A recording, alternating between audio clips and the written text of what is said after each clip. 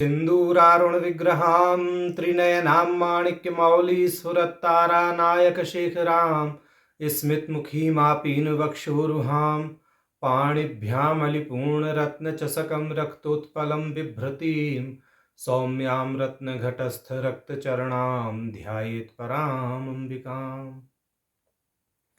अरुणां करुणातरङ्गिताक्षीं धृतपाशाङ्कुशपुष्पबाणचापाम् अणिमादिभिरावृता मयूखैः अहमित्येव विभावये भवानीं ध्यायेत् पद्मासनस्थां विकसितवदनां पद्मपत्रायताक्षीं हेमाभां पीतवस्त्रां करकलितलसद्धेमपद्मां सर्वालङ्कारयुक्तां सततमभयदां भक्तनम्रां भवानीं श्रीविद्यां शान्तमूर्तिं सकलसुरनुतां सर्वसम्पत्प्रदात्रीं नारायणी नमोस्तुते।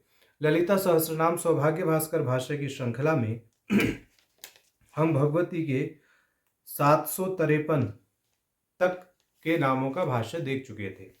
आज हम अग्रिम 6 नाम 754 से 759 इनका भाष्य देखेंगे। तो इन 6 नामों का पाठ करते हैं। अपर्णा चंडिका चंडमुंडासुरनिषूदिनी क्षराक्षरात्मिका सर्वलोकेशी विश्वधारिणी, ये 6 नाम अब हमें प्राप्त हैं। तो 754वां नाम है अपर्णा। अपर्णा नाम का अर्थ है जो ऋण से सर्वथा मुक्त हैं। अप ऋणा ऐसे करके नाम का भाष्यकार करेंगे। अप ऋणम इस दृष्टि से भाष्यकार कहते हैं अपगतम ऋणम यस्याहा सा अपर्णा, जिसके प्रसाद से भक्तों के समस्त ऋण अपगत या समाप्त हो जाते हैं, वह भगवती अपर्णा नाम से कही गई हैं और वह स्वयं भी समस्त प्रकार के ऋणों से सर्वथा मुक्त हैं। इस दृष्टि से भी भगवती का नाम अपर्णा सिद्ध होता है। तदुक्तम अस्माभिर देवी स्तवे, तो भास्कर राय जी ने जो देवी स्तव लिखा है उसमें ऐसा उन्होंने लिखा है, वो उसका प्रमाण यहाँ दे रहे हैं। ऋणम इष्टम अदत्वेवह त्वन्नाम जपतो मम शिवे कथम अपरणेति रूढ़िर्भारायते नते इति। अर्थ इसका ये है कि तुमने मेरा ऋण नहीं चुकाया, फिर भी मैं तुम्हारा नाम बार बार लेती हूँ। माने भगवती भगवान शिव से ऐसा कह रही हैं। अतः आपको अपना नाम अपर्ण रखने में लज्जा क्यों नहीं आती? इसका तात्पर्य यह है कि भगवती ने शिव का ऋण भी अपगत किया, इसलिए उन्हें अपर्णा नाम से कहा जाता है। अब आगे कहेंगे, निरुक्त के अनुसार बोल रहे हैं। परणम पतनम इति नैरुक्त्यात् पतन रहिता इति वा। निरुक्ति के आधार पर पर्ण का अर्थ पतन भी होता है। तो यहाँ तात्पर्य यह लगाना चाहिए कि जिनका कभी पतन ना हो सके वह भगवती अपर्णा नाम से कही जाती है। तो यह अपर्णा नाम का भाष्य यहाँ पर भाष्यकार जी ने 2 दृष्टि से किया, एक ऋण की दृष्टि से और एक पतन की दृष्टि से।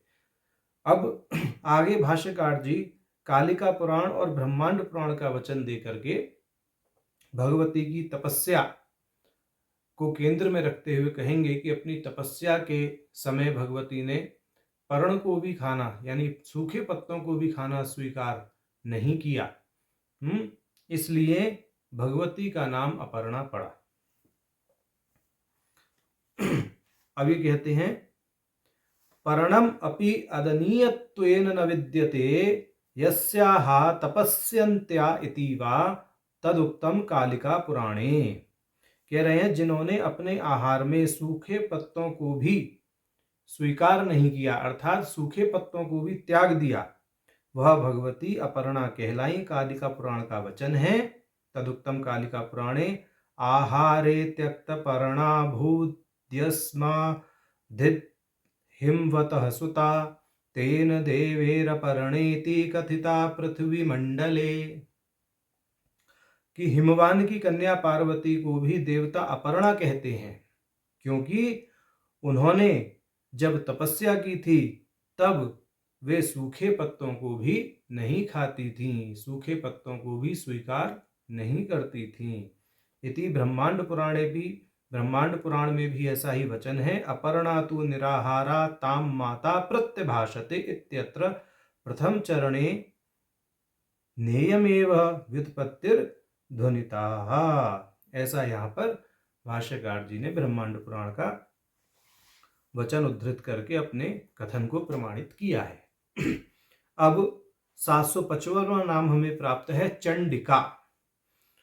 चंडिका माने जो अभक्तों पर कोप करें, माने जो दुष्टों पर कोप करें, जो भगवती के भक्त नहीं हैं, जो भगवती में विश्वास नहीं रखते, श्रद्धा नहीं रखते। यहाँ भगवती तत्व का अर्थ परम तत्व ही समझना चाहिए। माने वो दुर्जन लोग जो परमात्मा की सत्ता को अस्वीकार करते हैं, उन पर जो कोप करती हैं, वह भगवती चंडिका नाम से कही गई है। अब कहते हैं चड़ी कोपे। जो चड़ी धातु है वह कोप के अर्थ में प्रयुक्त होती है व्याकरण शास्त्र में। तो अभक्तेषु कोपनत्वात् चंडिका, अभक्तों पर कोप करने के नाते उन्हें चंडिका कहते हैं। देवी भागवते, देवी भागवत का वचन है चंडिका सप्तवर्षा स्यात् इति कन्या विशेषस्य नाम उक्तम। तो 7 वर्ष की कन्या को भी चंडिका नाम से कहा गया है, ऐसा देवी भागवत का वचन यहाँ पर भाष्यकार जी ने उद्धृत किया है। अब आगे 756वां नाम हमें प्राप्त है चंड मुंडासुर निषूदिनी। चंड और मुंड असुरों का संहार करने वाली भगवती का नाम है चंड मुंडासुर निषूदिनी। भाष्यकार जी भाष्य करते हुए कहते हैं चंडश्च मुंडश्च तौश्च तावसुरौश्च तौ निषूदयति इति तथा। चंड और मुंड 2 असुर हुए, उन दोनों असुरों को जिन्होंने मारा, जिनका संहार किया, वह भगवती चंड मुंड का संहार करने के नाते चंड मुंडासुर निषूदिनी नाम से विख्यात हैं। अब कह रहे हैं कि तेन चामुंडाख्यम नामास्य एवेति सूचितम। ये जो चंड मुंडासुर निषूदिनी नाम है, इस ही नाम में चामुंडा नाम भी सूचित होता है, ध्वनित होता है, ऐसा समझना चाहिए। उक्तंच मार्कंडेय पुराणे, मार्कंडेय पुराण में कहा गया है यस्माच्चंडम च मुंडम च गृहीत्वा तुमुपागता चामुंडेति ततो लोके ख्याता देवी भविष्यसि। कि चूंकि तुमने चंड और मुंड का संहार किया, इसलिए हे भगवती चंड मुंड नाम से आप इस लोक में कही, चामुंडा नाम से इस लोक में आप कही जाएंगी, ऐसा यहाँ पर मार्कंडेय पुराण का वचन है। अब वाराह पुराण का वचन दे करके कहते हैं भाष्यकार जी वाराह पुराणे तु, वाराह पुराण में इस प्रकार से कहा गया है देवीश्च त्रिशिखेनाजौ तं रुरु समताड़यत् तया तु ताड़िते तस्य दैत्यस्य शुभलोचने चर्ममुंडे उभे सम्यक् पृथक् भूते बभूवतुः रुरोस्तुः दानवेन्द्रस्य चर्ममुंडे क्षणाद्यतः अभृत्याचार देवी चामुंडा तेन समाभत साभवत इत्युक्तम। तो वराह पुराण में ये स्पष्ट किया गया है एक वृतांत के माध्यम से कि भगवती ने त्रिशूल के प्रहार से रुरु नामक दैत्य का संहार किया था, अर्थात उसका सिर काट दिया था, और उन्होंने उसके चर्म और मुंड को ले लिया, इसलिए वह चामुंडा कहलाई। अब आगे कहेंगे कर्म कोटि तु चामुंडा चर्म मुंडाश्च चर्चिका इति कोशात् चर्म मुंडा इत्यपि देवी विशेषस्य नाम दृश्यते। तो ये कह रहे हैं कि कोश के अनुसार चामुंडा पद जो है वो कर्मकोटि, चर्ममुंडा और चर्चिका अर्थ में विनियुक्त है। कर्मकोटि अर्थात कर्ण का मोती, चर्ममुंडा और चर्चिका अर्थ में भी जो चामुंडा पद है ये विनियुक्त है। तो यहाँ चर्ममुंडा एक देवी विशेष का नाम समझना चाहिए। यहाँ भाष्यकार जी ने भी स्पष्ट कर दिया है चर्ममुंडा इति अपि देवी विशेषस्य नाम दृश्यते। ठीक, और ये कोश का प्रमाण देकर के कह रहे हैं। अब कहते हैं तेन वाराहे, और चामुण्डेति सा भवत् इत्येव पाठः स्यात् इति अनुमीयत इत्यन्यतेतत् चण्डानि प्रचण्डानि अत्यंत कोपन चिन्ह भूत नेत्र शोणितमादिवन्ति वा मुण्डानि येषाम् असुराणां तन्निषूदयति निषूदयनीति वा। कह रहे भगवती के प्रचंड कोप के कारण दैत्यों के जो माने दल थे वह विचलित हो जाते थे, और जो भगवती हैं अपने प्रचंड कोप में जब आती थीं तब दैत्यों के मुंड काटकर अपने कंठ पर धारण कर लेती थीं। तो इस दृष्टि से भगवती का एक नाम मुंडमालाधरा यह भी यहाँ सूचित होता है, ऐसा अगली पंक्ति में भाष्यकार कहेंगे। हन्यमाना नाम तादृश मुंडवत्व विशेषेण स्वरास्येन तादृश मुंडमालाधरा इति कालिका रूपध्वनि। और ये जो मुंडमालाधरा नाम है, इस नाम से भगवती कालिका का रूप ध्वनित होता है, ऐसा समझना चाहिए। तो भाष्यकार जी ने चंड मुंडासुर निषूदनी नाम के अंतर्गत भगवती के चामुंडा स्वरूप, चर्म मुंडा स्वरूप और मुंडमालाधरा कालिका के स्वरूप का भी यहाँ विवेचन कर दिया है। अब आगे 757वां नाम हमें प्राप्त है क्षराक्षरात्मिका, यानी क्षर और अक्षर स्वरूप है। जो क्षर माने विनाशी और अक्षर माने अविनाशी स्वरूप वाली, माने इस जगत में क्षर अक्षर जो भी पदार्थ हैं, क्षर पदार्थ तो सभी अनित्य पदार्थ हैं और अक्षर पदार्थ जो है वह परम चेतना, तो माने वह दोनों ही स्वरूप भगवती के हैं, या ये भगवती दोनों ही स्वरूपों में अभिव्यक्त हैं। वह क्षर में भी हैं, अक्षर में भी हैं। इस दृष्टि से यहाँ पर क्षर क्षरात्मिका नाम का भाष्यकार भाष्य करेंगे। एक पक्ष में वर्ण की दृष्टि से, यानी अक्षरों की दृष्टि से, वर्णमाला के जो अक्षर होते हैं, और दूसरे पक्ष में आत्मा की दृष्टि से यहाँ पर वह भाष्य करते हुए कहते हैं भाष्यकार, क्षराणि अनियत संख्यानि अक्षराणि वर्णानि आत्मा स्वरूपम यस्याः। तो ये कह रहे हैं क्षर अनियत संख्या वाले विभिन्न रूप, माने जितने भी अनित्य पदार्थ हैं इस सृष्टि में उपलब्ध वह सब क्षर हैं और उनकी संख्या निश्चित नहीं है। तो उस अनियत संख्या वाले, अनिश्चित संख्या वाले जो विभिन्न रूप हैं वह सब क्षर हैं, और अक्षर वर्ण हैं, और प्रकारांतर से आत्मा को भी अक्षर कहते हैं। तो ये सभी रूप हैं जिनके, माने क्षर और अक्षर पदार्थ रूप हैं जिनके, और अक्षर का एक पक्ष में यहाँ वर्ण अर्थ कर लें, वर्णमाला वाले अक्षर, और दूसरे पक्ष में आत्मा अर्थ कर लें, तो स्वरूपम यस्याः, वह सभी परमात्मा के यानी भगवती के ही स्वरूप होने के नाते भगवती को क्षराक्षरात्मिका कहा गया है। अब आगे कह रहे हैं एक अनेकाक्षराकृति ही इत्यर्थः। तो क्षर अक्षरा नाम से यह भी ध्वनित होता है जो एक अक्षरा भी हैं और अनेक अक्षरा भी हैं। क्षर अक्षरा माने अक्षर का अर्थ है जिसका आगे क्षय ना हो, उन्हें क्षय ना हो, और क्षर का अर्थ है जिसका क्षय हो जाए। तो जिसका क्षय हो जाए माने अनेक अक्षरों का संघात स्वरूप जो वर्ण बनता है, जैसे हलंत ककार और स्वर आकार को मिलके क की ध्वनि आती है, ऐसा भी अक्षर वही हैं और हलंत ककार भी वही हैं, आकार भी वही हैं। तो इस दृष्टि से एकाक्षर और अनेकाक्षर जो कृतियां होती हैं वह भगवती का ही स्वरूप सिद्ध होती हैं।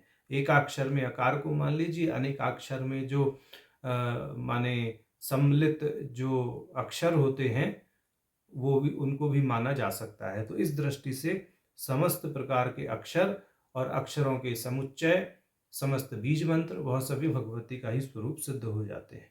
अब कहते हैं उक्तंच वराह पुराणे, वराह पुराण में कहा गया है एकाक्षरेति विख्याता सर्वाक्षरमयी शुभा सैव विश्वेश्वरी देवी सैव क्वाप्य मिताक्षरा। कह रहे हैं यद्यपि देवी सर्वाक्षरमयी हैं, मतलब समस्त अक्षर भगवती का ही स्वरूप हैं, फिर भी वह एकाक्षरी नाम से विख्यात हैं। एकाक्षरी का अर्थ हो गया कि जो बीज मंत्र हैं उन बीज मंत्रों की तरफ यहाँ संकेत किया जा रहा है। वे ही इस विश्व की स्वामिनी हैं और वे ही समस्त अक्षर हैं। माने जो भी नाद प्रकट होता है वह भगवती का ही लीला विलास है। भगवती परारूप में मूलाधार में सन्निहित रहती हैं और वही जब सुषुम्ना नाड़ी में ऊपर उद्दोलन करती हैं तो वाणी के रूप में, नाद के रूप में अभिव्यक्त होती हैं। तो इस दृष्टि से यहाँ पर कह रहे हैं कि वह समस्त विश्व की स्वामिनी है, समस्त जगत नादमय है। तो इस दृष्टि से भगवती एकाक्षरा होने के नाते, एकाक्षरा माने अक्षरा होने के नाते और अक्षरा होने के नाते भी वह समस्त विश्व पर शासन करती हैं, इसलिए उन्हें विश्व की स्वामिनी यहाँ कह रहे हैं। और कह रहे हैं कि वह समस्त अक्षर हैं और उनको नापा नहीं जा सकता। अमित अक्षरा, वह ऐसी हैं कि जिनकी क्षमता को नापना असंभव है, जिनके विस्तार को नापना असंभव है। ऐसे अब आगे कहते हैं यद्वा, अब नई दृष्टि से भाष्य कर रहे हैं, आत्मा की दृष्टि से। अब तक अक्षर और नाद की दृष्टि से भाष्य किया। कहते हैं क्षरः सर्वाणि भूतानि कूटस्थो अक्षर उच्यते। श्रीमद् भगवद गीता का वचन है 15:16 कि समस्त भूत पदार्थ क्षर हैं और कूटस्थ आत्मा जो है वह अक्षर है। तद उभयम आत्मा स्वरूपम यस्याः, तो समस्त भूत पदार्थ और कूटस्थ आत्मा दोनों ही स्वरूप हैं जिनका, वह भगवती क्षराक्षरात्मिका नाम से कही गई हैं। अब आगे कह रहे हैं महाभारत में क्षर और अक्षर को सत असत के माने सत और असत पद से सूचित किया गया है। सत असत क्षरम अक्षरम इति महाभारते। और विष्णु भागवत में भी कहा गया है। यहाँ सत और असत का अर्थ नित्य और अनित्य समझना चाहिए। जो सत है वह नित्य पदार्थ है, जो असत है वह अनित्य पदार्थ है। तो इस दृष्टि से भी इस नित्य और अनित्य पदार्थ स्वरूप हैं जिनका, वह भगवती क्षराक्षरात्मिका नाम से कही जाती हैं। अब विष्णु भागवत का प्रमाण देते हुए कह रहे हैं भाष्यकार जी, विष्णोस्तु त्रीणि रूपाणि पुरुषाख्यानि ये विदुः, प्रथमं महतः स्रष्टा, द्वितीयं त्वण्ड संस्थितं, तृतीयं सर्वभूतस्थं, तानि ज्ञात्वा विमुच्यते। ये जो भगवान विष्णु हैं उनके विषय में विद्वज्जनों ने उस विष्णु पुरुष के 3 रूप बताए हैं। पहला रूप क्या है? जो महत का सृष्टा है। दूसरा स्वरूप है जो ब्रह्मांड में स्थित है। और तीसरा स्वरूप है उनका सभी प्राणियों में रहने वाला। तो सभी प्राणियों में जो रहने वाला स्वरूप है, जो ब्रह्मांड का सृष्टा है और जो महत का सृष्टा है, कहने का तात्पर्य यह है कि वह जो अक्षर पुरुष है, वह अक्षर पुरुष समस्त क्षर पदार्थों की संरचना करके उनमें स्थित है। तो ये तीनों चीजें वहां पर जो है सिद्ध हो जाती हैं। देहधारियों का जो देह है वह क्षर है और इसमें जो देहधारी चैतन्य है वह अक्षर है। इस दृष्टि से समझना चाहिए। ऐसे ही समस्त जड़ चेतन का विभाग करके यहाँ पर यह प्रमाण भाष्यकार जी ने उस दृष्टि से प्रस्तुत किया है। तो बहुत अच्छा यहाँ भाष्यकार जी ने क्षराक्षरात्मिका नाम का भाष्य किया। अब आगे हमें 758वां नाम प्राप्त है सर्वलोकेशी। सर्वलोकेशी नाम का भाष्य करते हुए भाष्यकार कहते हैं सर्वेषां लोकानाम ईशी ईश्वरी, अर्थात समस्त लोकों की ईश्वरी हैं। जो समस्त लोक माने 14 भुवन, और तंत्र में प्रकारांतर से 108 और 118 भुवन मान्य हैं, तो उनकी भी स्वामिनी हैं जो इन सभी भुवनों पर शासन करती हैं। समस्त लोकों पर जो शासन करती हैं वह भगवती सर्वलोकेशी नाम से कही जाती हैं। अब 759वां नाम है विश्वधारिणी। समस्त विश्व को जो धारण करती हैं वह भगवती विश्वधारिणी नाम से कही गई है। भाष्यकार जी भाष्य में कहते हैं विश्वम धारयतीति, तथा जो समस्त विश्व अर्थात भूत और प्राणियों को धारण करती हैं वह भगवती विश्वधारिणी नाम से कही गई है। तो आज हमने 6 नामों का, कुल 6 नामों का भाष्य देखा 754 से 759। नारायण।